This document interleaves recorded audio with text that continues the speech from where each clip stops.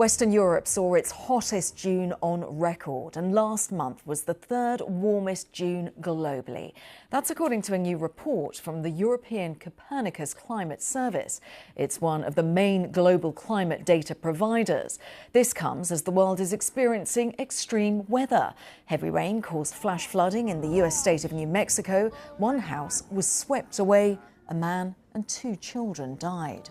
It follows devastating floods in Texas on Friday. 170 people are still missing and more than 100 are known to have died. And in Europe, more than 100 people have been injured in a wildfire that's reached the outskirts of Marseille, France's second largest city. At least 400 people were evacuated from their homes. Tourists have had to adapt to the heat too. In Greece, the much-visited Acropolis was empty on Thursday after heat forced a temporary closure. Separate research conducted by Imperial College London found that the recent record-breaking heatwave experienced across European cities in June and July led to the deaths of around 2,300 people. Of those deaths, 1,500 were a result of climate change increasing the heat by 1.4 degrees Celsius. Well, the study looked at 12 cities, including London, Milan, Barcelona and Madrid.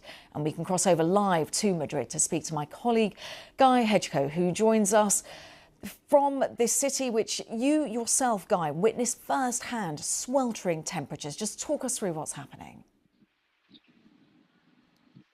Well, that's right. Just a few days ago, we had a heat wave that was sweeping the entire country, creating temperatures of into the low 40s Celsius in some parts of the country, certainly in the south and in the northeast. Now, the heat wave has abated somewhat, but we have got wildfires at the moment in the northeast, in the Catalonia region, in the province of Tarragona. Now, these wildfires have been burning since the beginning of the week. They've already burnt 3,300 hectares. Half of that land which has been burned is a natural park. So it's caused a great deal of damage already. But we have been told that this fire has stabilized at the moment. That was the latest we heard. That doesn't mean it's necessarily under control. Certainly doesn't mean it's been extinguished.